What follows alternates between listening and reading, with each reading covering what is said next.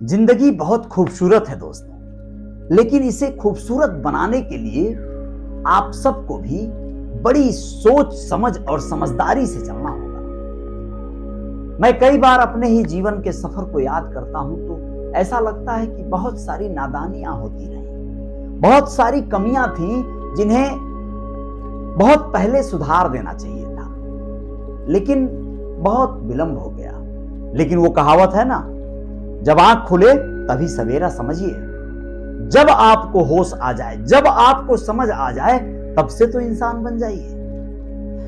मैं आप लोगों को थोड़ी सी झलक दिखलाना चाहता हूं। आप लोग देखिए स्क्रीन पर, आप लोगों को नजर आ रहा होगा कुछ ऐसी तस्वीरें जो बहुत पहले की हैं, बहुत समय से ऐसे पड़ी हुई थी, बहुत ऐसे गाहे बगाहे इनकी जरूरत पड़ती रहती है हमें। कहां? सोशल मीडिया एक्टिविटी पे हम लोग बहुत अलग तरह के हो गए हैं। कई बार होता क्या है, हम कहीं खाने बैठ गए होटल में, तो बस वहां की तस्वीरें लेकर सोशल मीडिया पे पोस्ट करने लगते हैं। भैया देखिए इस होटल में बैठे हैं, भैया देखिए इस रेस्टोरेंट में बैठे हैं। आप जब ऐसा कर रहे होते हैं तो कुछ बहुत लोग जो आपको सही में चाहते हैं, प्रेम करते हैं, आपको अपना मानते हैं, शायद उनको खुशी हो, लेकिन उससे बड़ी तादाद में ऐसे लोगों की संख्या है जो आपको प्रेम नहीं करते, आपसे ईर्ष्या करते हैं, आपसे जलते हैं। उनके पेट दर्द होने लगेंगे, उनको इसलिए बुरा लगेगा कि आप क्यों चैन सुकून से खा रहे हैं, दोस्तों के साथ पार्टी कर रहे हैं। अब अगली बार आप लोगों को यह भी बताना जरूरी समझता हूं कि आप लोगों को जब जब इस दुनिया का एक रूल है दोस्तों, हम चाहे जितनी ऊंचाइयां तय कर लें, जितनी भी उड़ान उड़ लें। अब देखिए ना इस बिल्डिंग को, हम इतनी ऊंचाई पर हैं, नीचे चीजें छोटी नजर आ रही हैं, चींटियों की तरह गाड़ियां रेंग रही हैं, बड़ी बड़ी बिल्डिंगें छोटी लग रही हैं, ताश के पत्तों की तरह। हवा ऐसा चल रहा है जैसे लग रहा है कि हम खिड़की से बाहर निकल जाएंगे। लेकिन जब हमें सही मायने में जिंदगी को जीना होगा ना, तो हमें जमीन पे आना होगा, धरातल पे आना होगा। ऊंचाइयां कितना भी तय कर लीजिए, आप जमीन छोड़ नहीं सकते।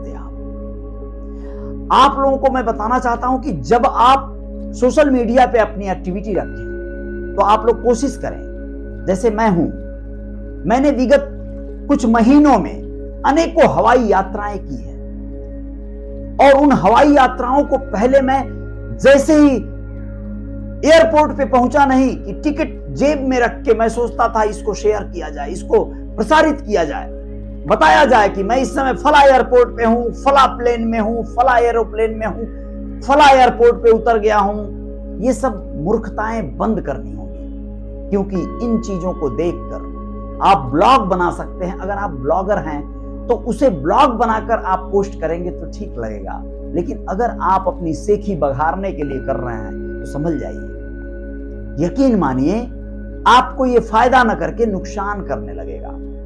हो सकता है गाहे बगाहे कुछ लोग हों जो आपको कर्जा दिए हों, उधार दिए हों, उनकी नजरें खुल जाएंगी, वो तगादे की कॉल आने लगेगी आपको। लोग नहीं समझेंगे कि ये यात्राएं कैसे हो रही हैं, क्यों हो रही हैं। आप क्या करिए, आप अपने इवेंट्स डालिए जिस मकसद से आप यात्रा कर रहे हैं। जैसे आज आप मुंबई में हैं, आप कल लखनऊ में, आप खीरी लखीमपुर में कोई प्रोग्राम करने वाले हैं, तो आप सीधा खीरी लखीमपुर के उस प्रोग्राम को प्रसारित करिए। उस प्रोग्राम को देखकर कुछ लोग आपको हो सकता है दूसरा प्रोग्राम करवाएं, लेकिन आपकी यात्रा को देखकर लोग आपको दूसरे वे में देख सकते हैं, नजरिए बदल सकते हैं, आपके बारे में अच्छा बुरा सोच सकते हैं। तो आप सीधे अपने इवेंट्स को प्रसारित करिए, आप अपने हुनर को दिखाइए, अपने कला को दिखाइए, अपने अंदर के उस शक्ति को दिखाइए जिसके लिए आप अपने आप को फेम दिलवाना चाहते हैं, अपने आप को विख्यात करना चाहते हैं, जिस काम का आप पैसा लेना चाहते हैं, रेवेन्यू लेना चाहते हैं। आप क्या खा रहे हैं, क्या पहन रहे हैं, किस हाल में हैं, अच्छा या बुरा, यह दिखाने की जरूरत नहीं है। यह कोशिश मत कीजिए। आप अपने प्रोग्राम दिखाइए, आप अपने इवेंट्स दिखाइए, आप अपने कार्यक्रम दिखाइए, लोग खुद ब खुद समझ जाएंगे। कल मुंबई में था, आज गोरखपुर में है, परसों लखनऊ में है, चौथे रोज दिल्ली में है। ओ माय गॉड, तो इसका मतलब लोग अंदाजा तो लगा लेंगे ना कि कैसे आप गए थे। आपको बहुत परेशान होने की जरूरत नहीं है। कुल मिलाजुलाकर इस तरह की गतिविधियां करते करते एक समय आएगा कि आप थक जाएंगे। इसे लोग दिखावा कहते हैं, इसे लोग झूठी सेखी बघारना, खोखला शान बघारना कहते हैं। लोग क्या कहते हैं, हम इस पे नहीं जाएंगे, ये डायलॉग पुराना हो चुका है। लोगों के कहने न कहने के समझ को समझना होगा, और यही समझ जिसमें आ गई वो काफी समझदार हो जाएगा। ये नहीं कहता हूं कि मुझ में आ गई है, मैं समझ रहा हूं चीजों को, कोशिश कर रहा हूं, और वही आपको समझाना चाह रहा हूं। बहुत सारी गतिविधियां हैं जो हमें दिखानी है, बहुत सारी गतिविधियां हैं जो हमें नहीं दिखानी है। बचिए, कई बार बुरी नजरें भी लग जाती हैं। जी हां, मैं ये नहीं कहता किसी जादू टोना टोटका में पड़िए, नहीं नहीं। लोग आपके बारे में बहुत बुरा सोचने लगते हैं तो आपके साथ कुछ बुरा होने लगता है।